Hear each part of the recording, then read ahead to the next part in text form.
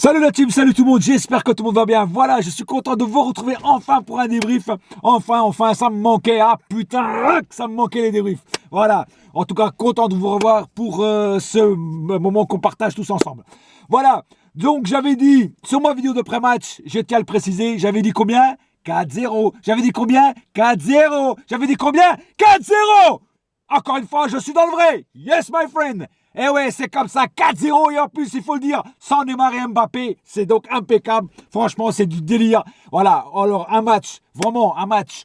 On avait beaucoup de possession de balle, ça c'est clair et net et précis. On avait beaucoup de percussions, beaucoup de vitesse. En première mi-temps, ça a été limite parce qu'on a marqué qu'un petit but. L'équipe de Saint-Etienne, on va dire, ne faisait que défendre et jouer en contre-attaque. Voilà, la plupart du temps, c'est ce qu'ils ont fait. Sinon, ils n'ont pas été super dangereux dans l'ensemble. Mais nous, on aurait pu finaliser plus à la fin, quoi. Je veux dire, pour les buts, marquer plus de buts. Bon, ça, c'est pas fait. On a quand même eu un petit 0 à la fin de la première mi-temps, c'est déjà pas mal. En deuxième mi-temps, on a continué notre possession de balle, notre vitesse, notre percussion, très peu de déchets techniques. Voilà, quelques joueurs ont fait quelques déchets techniques, je vais y revenir au cas par cas. Mais sinon, dans l'ensemble, ça a été un bon match avec une bonne domination du Paris Saint-Germain.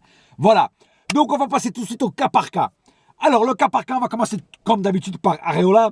Alors, Areola, franchement, juste un mot à dire, nickel.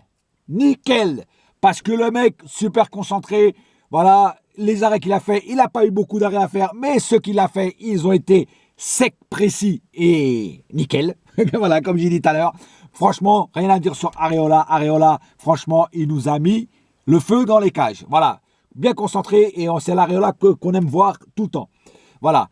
Passons tout de suite à la défense. Meunier a fait tranquillement son match. Il a été bien concentré aussi, il était là présent sur les duels. Voilà, il a mouillé le maillot. Il s'est jamais laissé bouffer, tu vois, par rapport à d'autres joueurs sur qui je vais revenir, qui sont un peu laissés bouffer. Lui, par contre, il a fait son match bien concentré, autant offensivement que défensivement.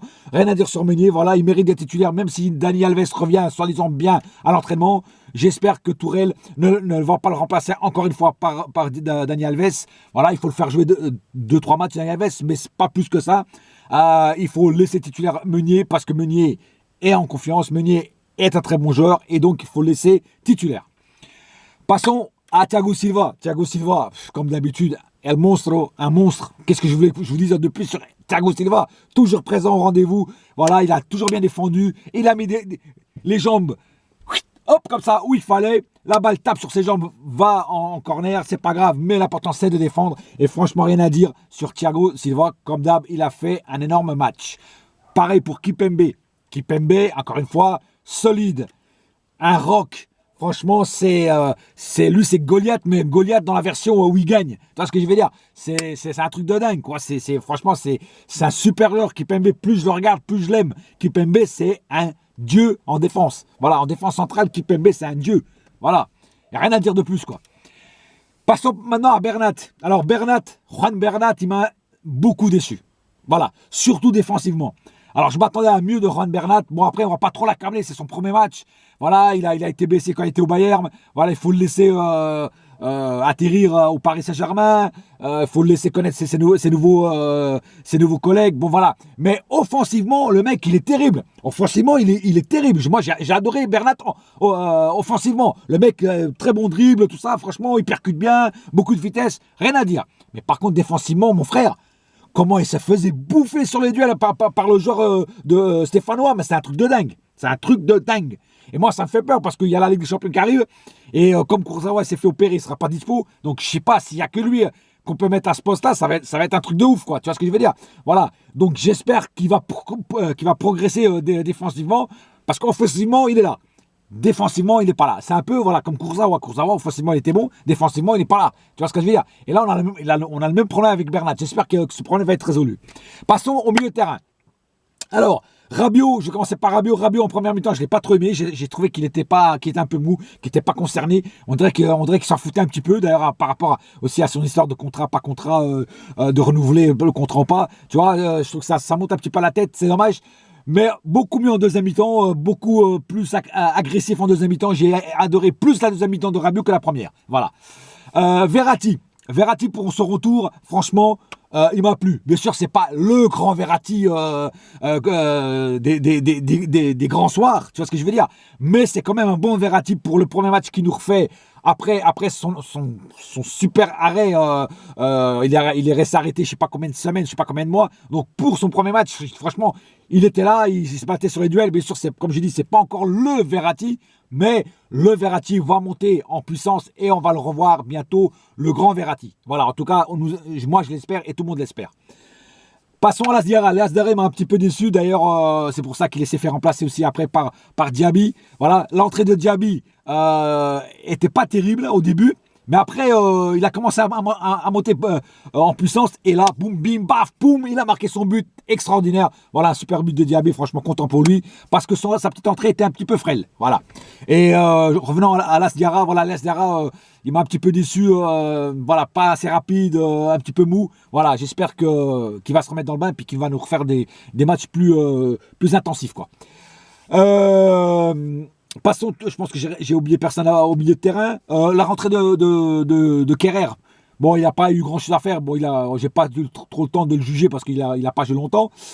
Passons tout de suite à l'attaque. Alors, à l'attaque, Di Maria. Alors, je vais commencer par Di Maria. Di Maria, franchement, première mi-temps, le premier quart d'heure, extraordinaire. On le voyait partout. Après le premier quart d'heure, boum, il s'est éteint comme un feu de forêt sur quoi les Canadaires sont arrivés, ils ont éteint le feu, quoi. Tu vois ce que je veux dire? C'est un truc de malade, on le voyait plus.